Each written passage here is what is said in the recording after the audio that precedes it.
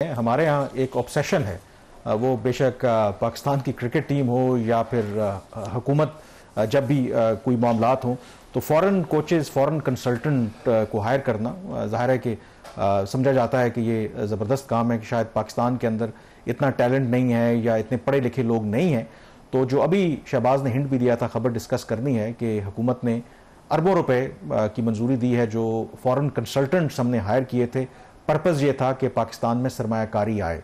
अगर तो सरमायाकारी आई है फिर तो चलें, वो फ़ॉरेन जो कंसल्टेंट्स आपने हायर किए थे उनको इतने पैसे देना बनता है। तो शहबाज क्या जो प्राइमरीली पर्पज़ था फ़ॉरेन कंसल्टेंट्स को हायर करने का, वो सबसे पहले तो बताएं, क्या वो हल हुआ या वो मीट हुआ, पर्पज़ हासिल हुआ या नहीं? अगर ये हल होता तो ये 5 अरब 43 करोड़ रुपए की मंजूरी हो जाती, भी हुई नहीं, डेफर हुई है, बट हो जाएगी।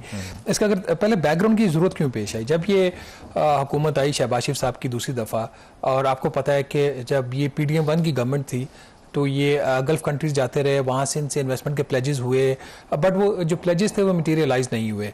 बहुत कोशिशें की उस वक्त जब प्राइम मिनिस्टर बने थे शहबाज शरीफ साहब पहली दफ़ा 2022 में, बट कोई भी फॉरेन डायरेक्ट इन्वेस्टमेंट ये नहीं ला सके, कामयाब नहीं हुए।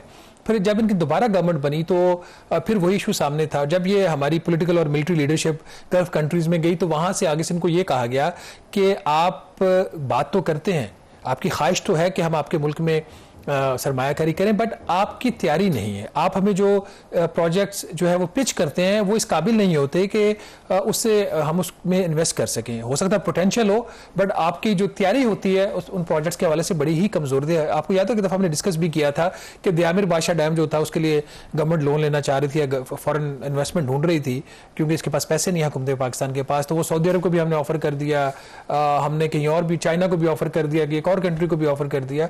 तो बस हम ऐसे डाल देते थे कि जो आएंगे उनको टेबल पर रख दें, वो खुद ही इसका कुछ कर लेंगे। ऐसा नहीं होता। इस बैकग्राउंड के अंदर फिर हुकूमत ने ये अप्रैल 2024 में फैसला किया कि गैर मुल्की जो मशीर हैं वो हायर किए जाएंगे और उनके 2-3 बुनियादी काम होंगे। पहला काम उनका ये होगा कि कम से कम वो 100 प्री फिजिबिलिटी स्टडीज बनाएंगे। और जो फिजिबिलिटी स्टडी होती है ऐसे कागजात नहीं होते, उसकी प्रॉपर सेक्टर की, उस प्रोजेक्ट की हर लिहाज से इकोनॉमिक और उसकी फाइनेंशियल और टेक्निकल वायबिलिटी उसकी निकाली जाती है। तो 100 ये प्री फिजिबिलिटी स्टडीज बनाएंगे। फिर जो PC-1, PC-2, PC-4 डॉक्यूमेंट्स होते हैं, ये वो डॉक्यूमेंट्स होते हैं किसी भी प्रोजेक्ट की मंजूरी के लिए प्लानिंग कमीशन में या सेंट्रल डेवलपमेंट वर्किंग पार्टी में जब ये प्रेजेंट होते हैं तो इन डॉक्यूमेंट्स की बेस पे फैसला होता है। तो ये PC-1 और PC-4 बनाएंगे, PC-2 बनाएंगे इन प्रोजेक्ट्स के, फिर इनकी पिच बुक्स बनाएंगे, फिर ये इन्वेस्टमेंट अपॉर्चुनिटीज आइडेंटिफाई करेंगे। तो इस बैकग्राउंड के साथ एक अमेरिकन फर्म थी, अभी भी है, एटी कार्नी, उसको इन्होंने सिलेक्ट किया और सिलेक्ट करने के बाद उसने एटी कार्नी ने काम करना शुरू कर दिया।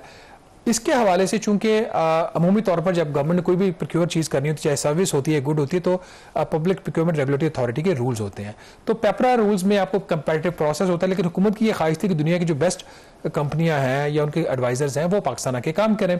तो इन्होंने पब्लिक प्रोक्योरमेंट जो पब्लिक प्राइवेट पार्टनरशिप अथॉरिटी है, P3A को बोलते हैं, उसके जरिए एटी कार्नी की हायरिंग की।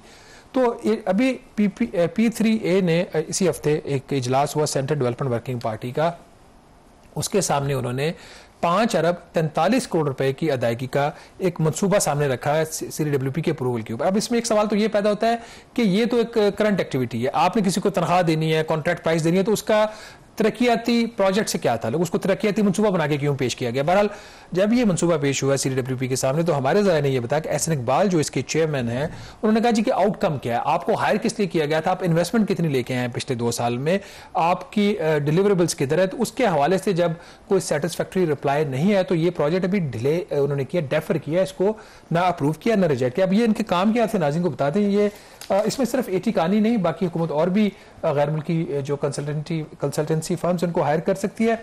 इनके अहदाफ क्या थे कि इन्होंने 500 इन्वेस्टमेंट अपॉर्चुनिटीज जो हैं वो आइडेंटिफाई करनी है। इन्वेस्टमेंट लेके नहीं आनी, बट ये ऐसी अपॉर्चुनिटी होगी जो कि आइडेंटिफाई की जाएगी, जो कि किसी दूसरे मुल्क के जो इन्वेस्टर्स उनको पेश की जाएगी, वो उसको फिर सीरियस लेके वो आके पाकिस्तान में सरमाया करेंगे। कितनी करेंगे? 500।